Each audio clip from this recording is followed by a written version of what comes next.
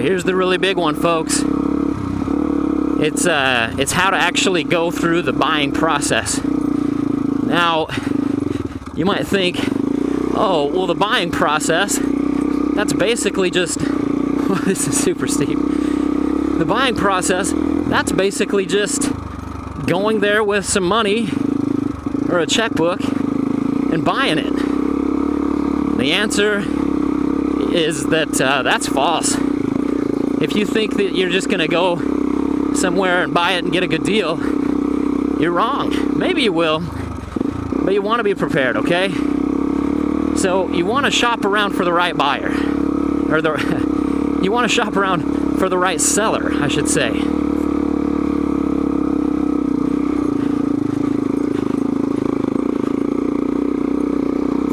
So here is the technique to get a really good price on your motorcycle when it's actually go time.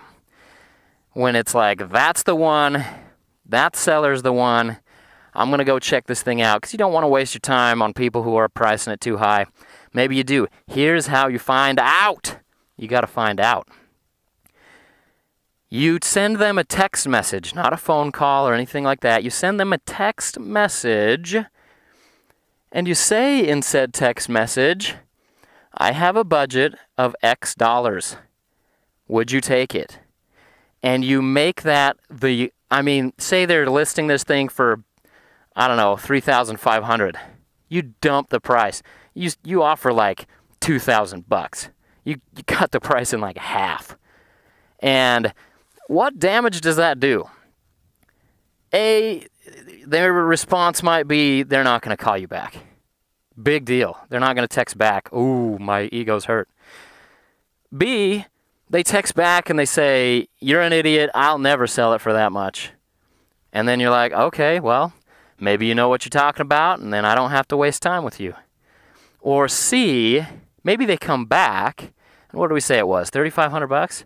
Maybe they come back to you and they say, hey, the absolute lowest I'll go is like $2,800. And then, bam! You just saved $700 on your motorcycle.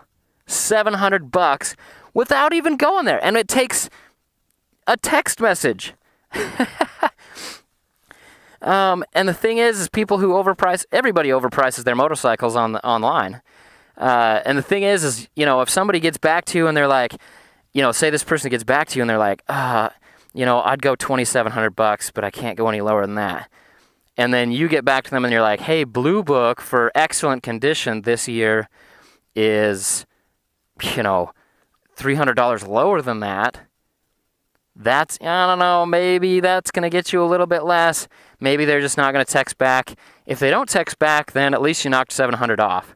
If they do text back and they're like, all right, let's meet in the middle or whatever, you've already done all your negotiating and you can go pick up that bike for an awesome deal and you haven't even seen them yet. And the thing is, if somebody responds to that text with, this is the lowest I would go, you automatically know that they are desperate, which is a good thing. Now, here's another thing, okay? Let's say the person, you kind of talked them down through the text message intro or whatever, and you need to get them a little bit lower. What you need to do is you need to become the authority on that motorcycle. You need to know everything there is to know about that bike. You need to know if the doohickey's going to go bad. You need to know if the petcock has problems. You need to know everything about the tires on it. You need to know everything that's replaced. I actually got caught up selling to this genius guy one time. I sold a really cool 4Runner that I had. And what he did, I was desperate to sell it. And I think he knew that. What he did was he came over and he looked at it, and instead of just kicking the tires and said, well, can you knock off a few $100? That's not going to work. I'm going to be like, no, I'm not. But he, kind of looked around and he's like, hey, you know what? I'm going to need new tires. I'm going to probably need to replace the timing belt soon. I'm going to need to do this. I'm going to need to do this. And that's just to kind of get it to run, and it was running fine. But man, the way that he made it sound, he was the expert. And I was just like, oh man, it's got all those problems. All right. I knocked off $2,000 from that 4Runner. I got it for a great deal. And I ended up losing money on it when I thought I'd be able to make money on it. So anyway, my wife and I were going on a cruise.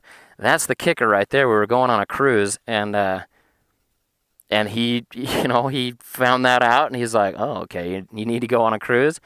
All right, well, you need this money right now. And then he walked away. Don't underestimate the walk away. If you're talking to somebody and, you know, you tell them a budget that you have, make a really conservative budget.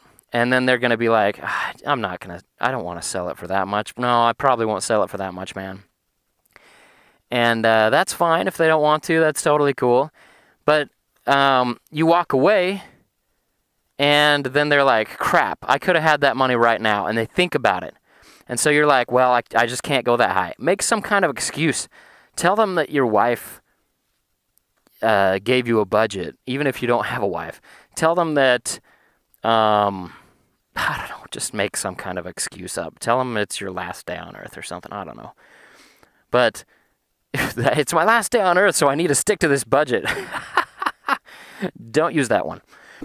Anyway, guys, the point of that narrative was not for kicks and giggles or your entertainment. It was to show you that that guy came fully armed and operational in his Death Star of knowledge. He knew everything about that 4Runner. He didn't just say, hey, I'm a cool guy, give me some money off.